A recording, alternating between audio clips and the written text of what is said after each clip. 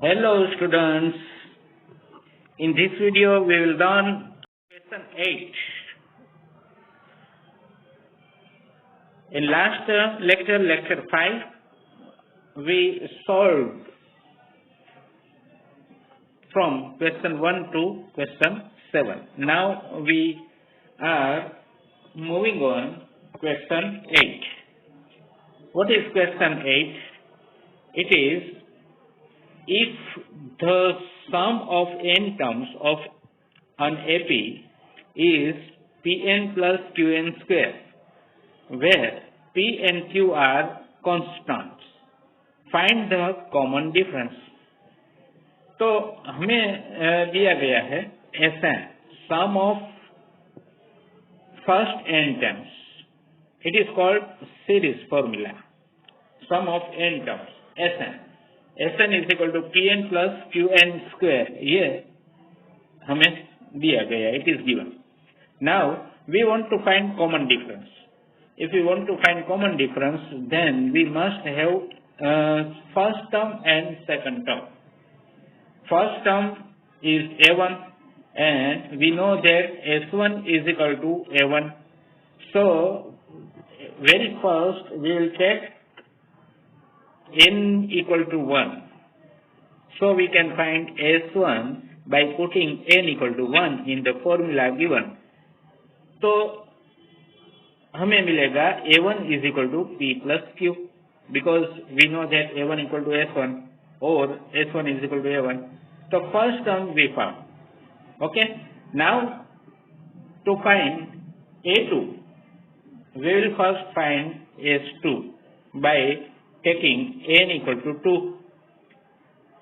If we put n equal to 2 in the formula of Sn, then we get 2p plus 4q. Now we know that S2 means the sum of first two terms. Okay? Then we can take A1 plus A2 for what? S2. We know that S2 is equal to A1 plus A2. That's why we get A1 plus A2 is equal to 2P plus 4Q.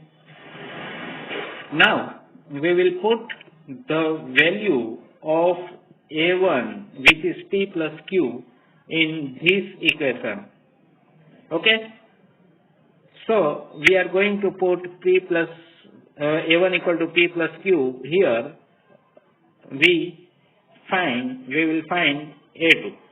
Then we will find A2. So here it is. P plus Q is taken. Now we get A2 is equal to P plus 3Q. So here we found A2 is equal to P plus 3Q. Now we want to find common difference. Common difference is D is equal to A2 minus A1. Now we know A2 and A1. Put it here and find it. Subtract it, A2 minus A1. We found P plus 3Q minus P plus Q is equal to 2Q. So this is the answer. Okay? तो जो common difference D पूछा था वो मिल गया. D is equal to 2Q is the answer. Okay? तो ये question 1 खत्म हुआ. अब देखते हैं ये क्वेश्चन 8 खत्म हुआ. अब देखते हैं question 9. In question 9, it is asked to prove that if the sum of n terms of two arithmetic progressions are in the ratio 5n plus 4 is to 9n plus 6, then find the ratio of their 18th terms.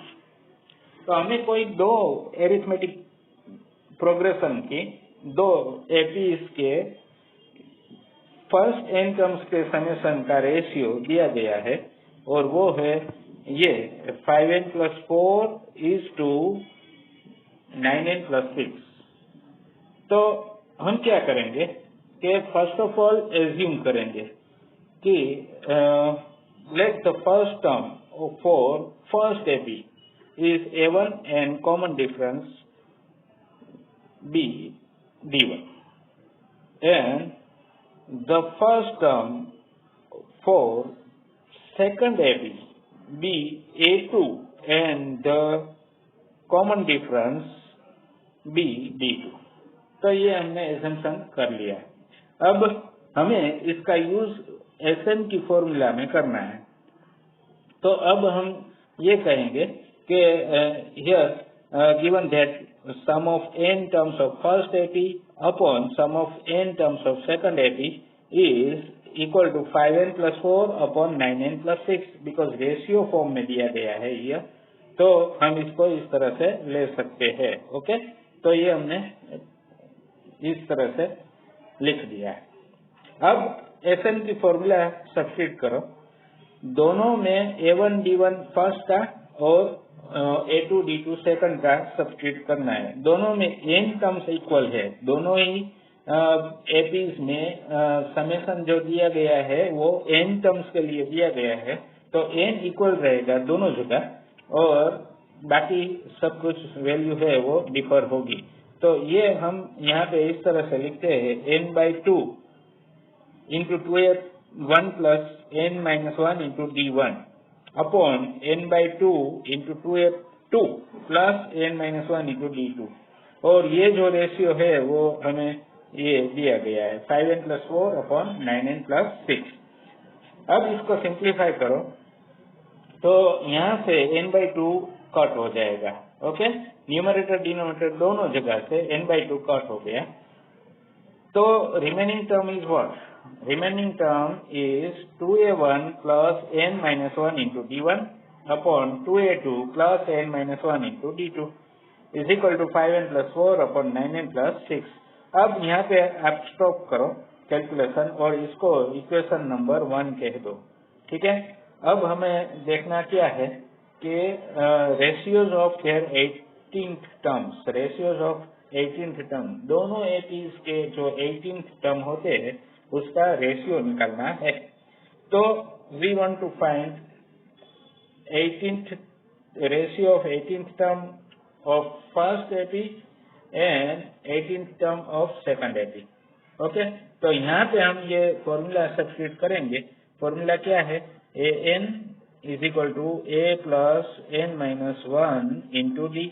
ये formula में first AP के लिए a1 लिखेंगे और d1 लिखेंगे, second AP के लिए a2 लिखेंगे और d2 लिखेंगे, और n इक्वल टू 18 तो फिक्स है क्योंकि हमें 18th टर्म का रेशियो निकालना है, तो n इक्वल टू 18 लेंगे। तो यहाँ से n इक्वल टू 18 लिख लिया। तो अब ये रेशियो क्या मिला? a1 plus 17d1 upon a2 plus 17d2, but हमें ये इक्वेशन 1 का यूज करना होगा। ठीक है, क्योंकि वो गिवन है ना, वो गिवन है तो उसका यूज करना होगा, ये हमें पता चल जाना चाहिए। इसीलिए उन्होंने ये हमें बताया है कि इसी टर्म्स का यूज करके आप रेशियो ऑफ 18th टर्म दोनों के लिए, दोनों एपी के लिए फाइंड करो। तो अब ये हमने देख लिया है, तो अब इसको इसके साथ कंपेयर करो तो हम इस टर्म का यूज कर सकते हैं 5n plus 4 upon 9n plus 6। अगर हमें n की वैल्यू पता चल जाए, ये n की वैल्यू, तो हम रेशियो निकाल पाएंगे। तो अब n की वैल्यू निकालने के लिए हम क्या करेंगे कि ये जो टर्म है लेफ्ट साइड की, वो इसके साथ कंपेयर करते हैं। तो इसके साथ कंपैरिजन तब हो सकता है जब हम इस ये जो टर्म है उसको 2 से मल्टीप्लाई करें, क्योंकि यहाँ पे दोनों जगह a1 a2 2 से मल्टीप्लाइड है, इसके कोएफिशिएंट 2 दिखते हैं। तो हम यहाँ पे क्या करते हैं कि ये 2 से मल्टीप्लाई कर देते। देखो यहाँ पे 2 से मल्टीप्लाई किया और 2 से दोनों जगह मल्टीप्लाई किया, न्यूमरेटर और डिनोमिनेटर, ऊपर नीचे दोनों जगह 2 से मल्टीप्लाई कर दिया। तो अब हमें मिला ये टर्म। तो अब हम क्या करेंगे, ये टर्म और ये टर्म, ये दोनों कंपेयर कर सकते हैं। ठीक है, ये दोनों टर्म कंपेयर कर सकते हैं। तो अगर ये दोनों टर्म कंपेयर करते हैं तो हम ये n-1 इज इक्वल टू 34 लिख सकते हैं। ठीक है, n minus 1 is equal to 34, that's why n equal to 35 मिलेगा। ओके, तो हमें अब पता चल गया कि n equal to 35 है, तो यही n equal to 35 लेके ये रिजल्ट 1 में हम ये फाइंड कर सकेंगे। ठीक है, क्योंकि दोनों ही इक्वेशन में लेफ्ट साइड सेम रहेगी, तो अब ये सब्स्टिट्यूट करना है, n equal to 35 put up करो, तो ये हमें रेशियो मिल जाएगा। 35 5 प्लस 4 is 179 और 13 5 9 plus n plus 6 is 321. Therefore, we have the ratio 179 is to 321। ये हमें याद रखना है कि रेशियो इस तरह से लिखना चाहिए। यहाँ पे ये मिसिंग है। ओके, तो ये फाइनल आंसर होगा रेशियो लिखने वाला, जो लास्ट लाइन है वो फाइनल आंसर होगा। चलो, अब ये क्वेश्चन भी सोल्व हो चुका। अब देखते हैं नेक्स्ट क्वेश्चन। क्वेश्चन 10 है, if the sum of first p terms of an AP is equal to the sum of first q terms, then find the sum of the first p plus q terms। देखो student, ये MCQ के लिए भी important है। ठीक है, तो ये अच्छी तरह से हम जानेंगे और ये रिजल्ट हम याद भी रखेंगे। तो क्या कहा है, हमें ये कहा गया कि sum of first P terms, that is S P, we can write it S P in notation form, is equal to sum of first q terms। तो sum of first q terms is sq and they are equal। Okay, तो ये हमें मालूम है। then we have to find s p plus q, sum of p plus q terms, ये हमें find करना है। ओके, तो ये फाइंड करने के लिए अब इसका इस्तेमाल करना होगा। तो ये इस्तेमाल करने के लिए हम SN की फॉर्मूला यूज करेंगे। तो देखो यहाँ पे n इक्वल टू p लेके ये लेफ्ट साइड में फॉर्मूला पुटअप कर दी और राइट साइड में n इक्वल टू q लेके ये फॉर्मूला सब्स्टिट्यूट कर दी। ओके, तो यहाँ पे ये जो फर्स्ट है वो sp के लिए है और ये सेकंड है वो sq के लिए है। ओके, तो ये इस तरह से फॉर्मूला सब्स्टिट्यूट हो गई। पर इससे पहले आपको एज्यूम करना पड़ेगा कि let the first term of an AP be A and its common difference be D. Okay, तो ये एजम्पशन करने के बाद आप ये लिख सकते हैं। अब इसको सिंप्लीफाई करो। ठीक है, मल्टीप्लाई करो। फर्स्ट ऑफ ऑल ये दोनों जगह से 2 तो कैंसिल हो जाएगा। देखो डिनोमिनेटर में 2 है वो कैंसिल हो जाएगा। बाद में ये p पूरे ब्रैकेट को मल्टीप्लाई कर दो, तो ये p ब्रैकेट को मल्टीप्लाई होता है तो 2ap होता है और यहाँ पे मल्टीप्लाई होता है तो p square minus p into D होता है। यहाँ पे q मल्टीप्लाई होगा तो 2aq होगा और यहाँ पे q माइनस 1 से मल्टीप्लाई हो तो q square minus q into D होगा। अब 2a वाली टर्म लेफ्ट साइड लेके कॉमन निकाल ली और d वाली टर्म राइट साइड लेके ये इस तरह से अरेंज कर दी। तो यहाँ पे क्या हुआ, p square minus q square के लिए ये 2 फैक्टर मिलते हैं, p minus q into p plus q, ये 2 फैक्टर मिलते हैं। अब क्या होगा कि ये जो p माइनस q है यहाँ पर भी है, यहाँ पर भी है, यहाँ पर भी है, तो इक्वल टू की दोनों साइड में से p माइनस q कैंसिल हो जाएगा, क्योंकि हम जानते हैं कि p not equal to q, then p minus q not equal to 0। तो ये कैंसिल कर सकते हैं, वरना नहीं कर सकते। ठीक है, तो ये p माइनस q अब कैंसिल हो गया, तो remaining term is what, remaining term is 2a is equal to d minus d into p plus q। d common निकालो, ठीक है, माइनस d कॉमन निकालो तो ये टर्म मिलेगी, इसको कह दो इक्वेशन 1। अब इसका यूज हम S P plus Q find करने के लिए, मतलब the sum of first P plus Q terms निकालने के लिए कर सकते हैं। तो अब यहाँ पे ये हम दिखाएंगे कि S P plus Q terms में हमने क्या किया कि पी प्लस क्यू एन की जगह लिख दिया। ठीक है, एन की जगह पी प्लस क्यू लिखने के बाद अब जो टर्म मिलती है p plus Q minus 1 into D, उसकी वैल्यू यहाँ से इक्वेशन 1 से हमने ये -2d लगा। तो we have substituted the value of p plus q minus 1 into d, which is -2a from here. We can take 2a minus 2a, that is equal to 0. That's why sp plus q is equal to 0 is answer. Okay, ये answer मिला। तो अब ये answer मिलता है तो हमारा calculation तो खत्म हो गया, पर इसको हमें ये एमसीक्यू बेस के लिए याद रखना है। तो क्या करेंगे कि सपोज एक एमसीक्यू में आपको दिखाता हूँ कि सपोज आपको कहा गया कि if S5 is equal to S7 then find S12, ठीक है, ये आपको फाइंड करना है।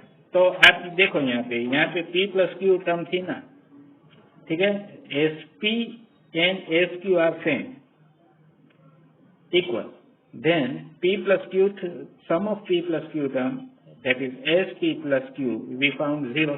तो अब यहाँ पे आंसर जो मिलेगा वो क्या मिलेगा, ये आंसर मिलेगा 0।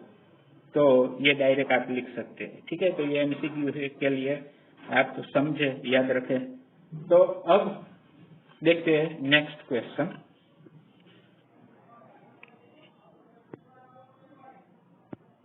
Question 11. Sum of the first P, Q and R terms of an AP are A, B and C respectively. Prove that A upon P into Q minus R plus B upon Q into R minus P plus C upon R into P minus Q equal to 0. ये prove that वाला सम है। तो हमें क्या कहा गया है कि SP is equal to A, ठीक है। First sum of first P terms is A, sum of first Q terms is B, that's why SQ is equal to B, and sum of first R terms equal to C, that's why SR equal to C. We will take and put the values in formula. Which formula? Sn is equal to n by 2 into 2a plus n minus 1 into d। ये formula में हम n की value substitute करके लेते जाएंगे, ठीक है। तो सबसे पहले हमें ये देखना होगा कि यहाँ पे जो फर्स्ट टर्म है वो हम एज्यूम करेंगे A और कॉमन डिफरेंस है वो एज्यूम करेंगे D, ठीक है। तो ये हमने एज्यूम कर लिया। तो अब यहाँ पे आपको कंफ्यूज नहीं होना है, क्योंकि ये दोनों जगह फर्स्ट टर्म और इक्वल टू दोनों जगह A है, बट वो दोनों डिफरेंट है। तो आपको कंफ्यूज नहीं होना है। आपको क्या करना है, इसमें आप थोड़ा सा प्रिकॉशन रखें कि आप यहाँ पे लेंगे first term capital A, okay. First term capital A लेते हैं तो आपको कंफ्यूजन नहीं होगा। तो ये सभी जगह फर्स्ट टर्म कैपिटल A लेके आपको गिनना है, कैलकुलेशन करना है। तो अब ये हो गए, आप समझ गए, ठीक है। इस तरह से आपको लेना है। अब यहाँ से जो P/2 है, P/2, उसमें से आपको ये लेफ्ट साइड में से उसको राइट साइड मूव कर देना है। तो इस तरह से आपको मिलेगा 2a/P राइट साइड में। तो सेकंड तो ये इक्वेशन 1 हो गया, ठीक है। अब SQ इक्वल टू B में से भी आपको यही प्रोसेस करनी है। Q/2 को मूव करना है राइट साइड, तो आपको मिलेगा 2B/Q, right. Similarly, here we will get 2C/R. Now, all these equations are first equation, second equation and third equation, ये आपको मिल गए। अब इसको यूज करके हमें ये प्रूव करना है कि A/P, ये जो क्वेश्चन में दिया गया है, A/P into Q minus R plus B/Q into R minus P plus C/R into P minus Q, equal to 0 prove करना है तो हम लेफ्ट साइड लेते हैं। लेफ्ट साइड लेते हैं, इसमें हम क्या करेंगे कि ये जो a अपॉन p है उसकी वैल्यू यहाँ से हम सब्स्टिट्यूट करेंगे इक्वेशन 1 से। b अपॉन q की जो वैल्यू है वो इक्वेशन 2 से यहाँ से सब्स्टिट्यूट करेंगे, ठीक है। c अपॉन r की जो वैल्यू है वो यहाँ से इक्वेशन 3 में से हम सब्स्टिट्यूट करेंगे। तो ये सब वैल्यू LHS लेके हम यहाँ पे देखो सब्स्टिट्यूट करेंगे, ओके। तो ये इक्वेशन बनेगा। तो ये इक्वेशन बनता है, उसमें से आपको सबसे पहले मल्टीप्लाई कर देना है पूरे ब्रैकेट को, ओके। तो ये ब्रैकेट को मल्टीप्लाई करने के बाद आपको ये करना है कि जहां पर भी 2a दिखता है वहां से 2a कॉमन निकाल के ये स्टेप आपको लाना है, और जहां पर भी d दिखता है वहां से d कॉमन निकाल के आपको ये स्टेप लाना है, ठीक है। तो ये इस तरह से मिलेगा। बट यहाँ पे थोड़ा सा मुझे मिस्टेक लगता है। क्या मिस्टेक है कि d के पहले प्लस साइन होना चाहिए, तो ये आपको लिखना है d से पहले प्लस साइन। तो ये दो टर्म के बीच में प्लस साइन है, ये याद रखिएगा, ओके। तो अब ये करके आप मल्टीप्लाई करेंगे तो यहाँ क्या हो जाएगा कि ये टर्म जो है ये वाली ये 0 हो जाएगी क्योंकि सभी टर्म कैंसिल हो जाती है, और यहाँ से भी ये सभी टर्म कैंसिल हो जाएगी, तो यहाँ पे भी ये 0 मिलेगा। तो देखो यहाँ पे 0 मिल गया, तो आंसर 0 मिलता है, hence it is proved, okay. ये प्रूव्ड हो गया, हेंस इट इज प्रूव्ड। तो इस तरह से ये क्वेश्चन भी आप सोल्व कर पाएंगे। आपको पेन उठानी पड़ेगी दोस्तों। ऐसे सम मैंने पूरे कैलकुलेशन में डायरेक्ट ही समझा दिए हैं, पर आप जब सोल्व करेंगे तो जरूर आपको कई सारे स्टूडेंट्स को प्रॉब्लम होगी, क्योंकि आप देख कर समझ रहे हैं, लिख कर समझ नहीं रहे हैं। तो एक्चुअली मैथ्स लर्न करने का एक ही तरीका है, आप खुद सॉल्व करो, समझो और सॉल्विंग प्रॉब्लम सॉल्विंग प्रैक्टिस करो, सम्स की प्रैक्टिस करो। तो ऐसे ही मैथ्स आप पावरफुल बना सकते हैं, ठीक है। प्रैक्टिस मेक्स मैन परफेक्ट, ये जो प्रोवर्ब है वो आपको अप्लाई करनी है, ओके। चलो तो अब नेक्स्ट क्वेश्चन पे जा रहे हैं। Let us move to next question. अब ये फिर से जो अभी अभी हमने क्वेश्चन 9 सोल्व किया था उसी तरह का ये क्वेश्चन 12 भी है, बट यहाँ पे थोड़ा सा डिफरेंट है। डिफरेंस ये है कि क्वेश्चन 9 में दो अलग अलग एपीज थी और सेम नंबर्स का एडिशन के लिए रेशियो दिया गया था, ठीक है। एपी अलग अलग थी पर दोनों के same number which is number n। So ratio of sum of n numbers of both the AP were given, but here ratio of same AP but different terms of sum of different terms given. Ratio of sum of different terms of same AP is given. What is given? That the ratio of the sum of m and n terms of an AP is m square is to n square.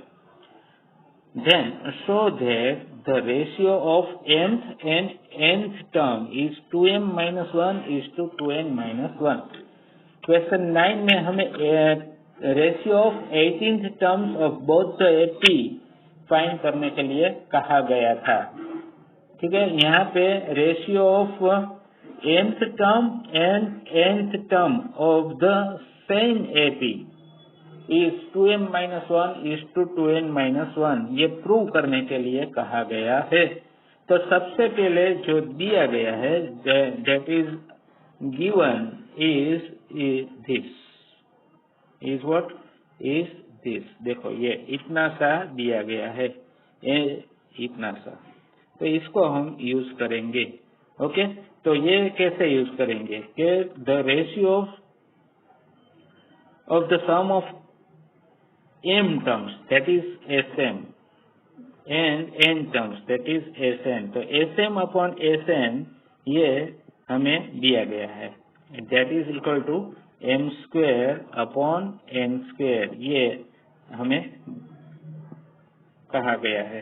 तो इसका use करके हमें prove करना है। तो अब यहाँ पे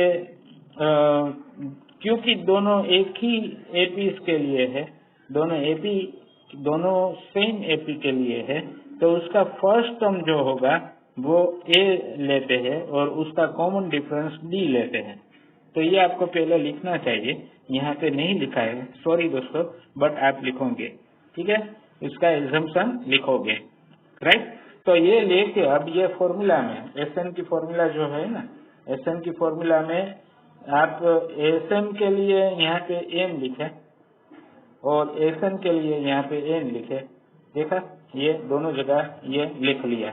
अब इसको सिंप्लीफाई करो, तो सिंप्लीफाई करने से क्या होगा कि दोनों जगह से यहाँ से और यहाँ से एक m कैंसिल हो जाएगा, एक m कैंसिल हो जाएगा, और दोनों जगह से यहाँ से और यहाँ से एक n कैंसिल हो जाएगा।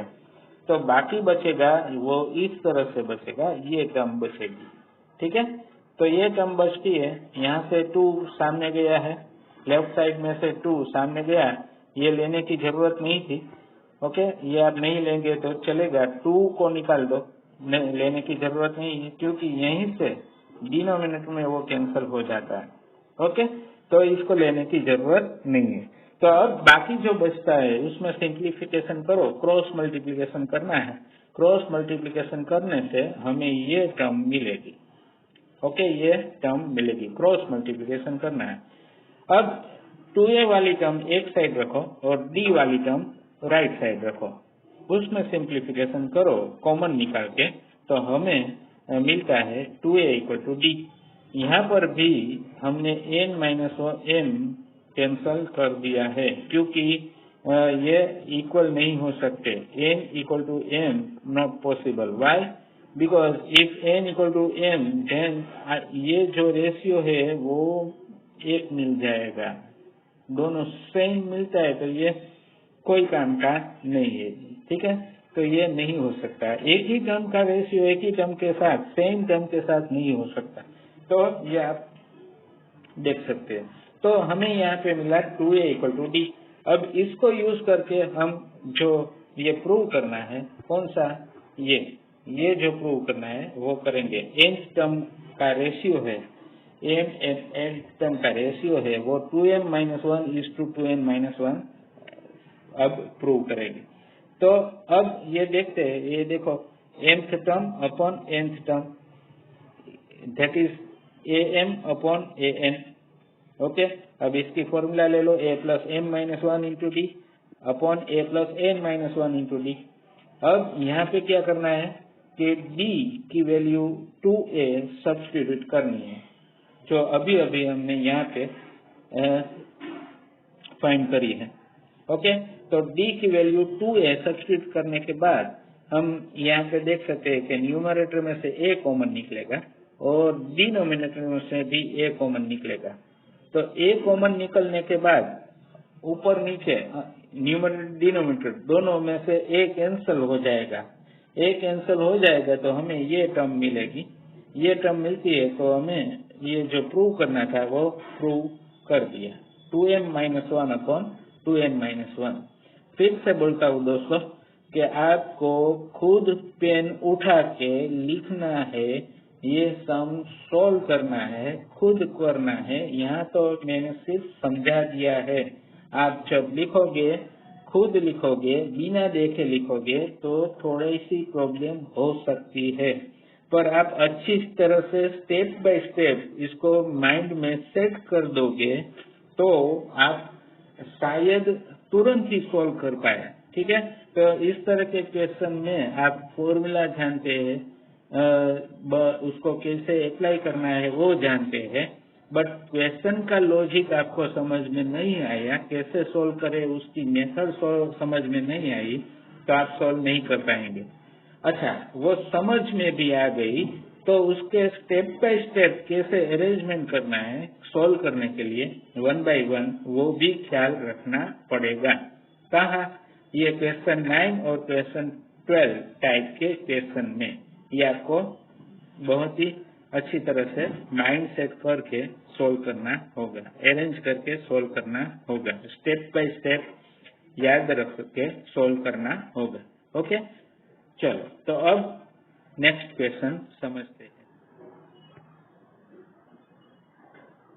Question 13, if the sum of n terms of an AP is 3n square plus 5n and its nth term is 164, find the value of m। अब ये थोड़ा सा हटके सम है, ये भी एमसीक्यूज के लिए इम्पोर्टेंट कहा जा सकता है। ठीक है, तो अब यहाँ पे हमें क्या करना है कि mth टर्म 164 है, तो इसका मतलब ये हुआ कि am इक्वल टू 164। ठीक है, तो उसमें से हमें m की वैल्यू फाइंड करनी है। अगर m की वैल्यू फाइंड करनी है तो हमें यहाँ पे फॉर्मूला यूज करनी पड़ेगी। ठीक है, तो ये am के लिए फॉर्मूला क्या हो सकती है? am के लिए फॉर्मूला हो सकती है a plus m minus 1 into D. अगर यहाँ पे n होता तो यहाँ पे n लिखते, ठीक है, बट यहाँ पे m है तो m लिखा है, तो ये फॉर्मूला होगी। तो अब हमें तो क्या करना है, ये m की वैल्यू फाइंड करनी है। ठीक है, और ये जो हमें दिया गया है इसकी वैल्यू 164 am है ना, ये am की फॉर्मूला और यहाँ पे 164 है। तो अब हमें अगर m की वैल्यू निकालनी है तो हमारे पास ये a और ये d की वैल्यू होनी चाहिए। तो ये a और d की वैल्यू निकालने के लिए हमें एक सपोर्टिंग में ये दिया गया है कि सम ऑफ, क्या सपोर्टिंग में दिया गया है कि sum of n terms of an AP is 3n square plus 5n, ये दिया गया है। ओके, तो अब इसका हम एप्लीकेशन करके ये फाइंड करेंगे। तो स्टार्ट करते हैं। Sum of n terms of an AP is called Sn and here it is given in the form of formula 3n square plus 5n. So now we know Sn is equal to 3n square plus 5n. अब देखो student, हमें ये first term और last common difference निकालने के लिए हमें A1 और A2 ये फॉर्मूला का यूज करके फाइंड करना होगा। कौन सी फॉर्मूला? ये Sn की फॉर्मूला। ओके, तो अब हम क्या करते हैं कि n इक्वल टू 1 लेते हैं Sn की फॉर्मूला में और S1 फाइंड करते हैं, तो वो हमें मिलता है 8। तो उसका मतलब ये हुआ कि हम जानते हैं कि S1 और A1 दोनों सेम होते हैं, तो A1 इक्वल टू 8 ले सकते हैं। S1 इक्वल टू A1 होता है, दोनों इक्वल होते हैं, तो हम A1 इक्वल टू 8 यहाँ पे ले सकते हैं। ओके, अब नेक्स्ट A2 फाइंड करने के लिए हम पहले S2 फाइंड करेंगे। n इक्वल टू 2 सब्स्टिट्यूट करके S2 फाइंड करते हैं, तो वो वैल्यू हमें मिलती है, क्या मिलती है? 22, बिकॉज यहाँ पे n इक्वल टू 2 लेते हैं तो 2 स्क्वायर और यहाँ पे 2, अब इसका मल्टीप्लिकेशन करके ऐड करो तो हमें 22 मिला। ओके, तो ये 22 मिला, वो किसके लिए मिला? S2 की वैल्यू मिली। तो S2 की वैल्यू मिल गई 22, तो इसको हम कह सकते हैं S2 मतलब sum of first two terms, sum of first two terms, that means A1 plus A2, A1 plus A2 is equal to 22। Okay, तो ये A1 plus A2 is equal to 22 है, उसमें हम ये A1 की वैल्यू यहाँ पे सब्स्टिट्यूट करेंगे। तो A1 की वैल्यू सब्स्टिट्यूट करने से हमें मिलेगी A2 equal to 14, because if we take A1 equal to 8, then A2 is equal to 22 minus 8. Okay 22 minus A1 is equal to 8 substitute करते हैं तो A2 इज इक्वल टू क्या मिलता है? A2 is equal to 22 minus 8 that is equal to 14 मिलेगा। तो यहाँ पे ये 14 मिल गया। ठीक है, अब कॉमन डिफरेंस निकालना है। तो कॉमन डिफरेंस निकालने के लिए अब D equal to A2 minus A1 लेंगे। A2 की वैल्यू 14 है, A1 की वैल्यू 8 है, तो 14 माइनस 8 6 मिल गया। तो D इज इक्वल टू 6 अब हमारे पास है। ठीक है, तो अब हमारे पास A भी है, A मीन्स A1 की वैल्यू 8 है। तो अब ये दोनों वैल्यूज हम n की फॉर्मूला में सब्स्टिट्यूट करते हैं। तो देखो यहाँ पे ये सब्स्टिट्यूशन यहाँ पे होगा, तो ये सब्स्टिट्यूट करने से हमें m की वैल्यू मिल जाएगी। तो ये सिंप्लीफाई करो तो m की वैल्यू 27 मिलती है। तो इस तरह से आप ये सभी वैल्यू पुटअप करके सॉल्यूशन फाइंड कर सकते हैं और m की वैल्यू 27 मिलती है। तो इसका मतलब क्या हुआ दोस्तों कि mth term, if mth term is 164 then find the value of m। तो अब ये 164 कौन सी टर्म होगी? 27th टर्म होगी। कौन सी? 27। That means A27 is 164। तो ये इस तरह से सोल्व हुआ। ओके, तो अब दोस्तों इस वीडियो में इतना ही। अगली वीडियो में आगे से सोल्व करेंगे। ये क्वेश्चन 13 तक यहाँ पे सोल्व हो चुका।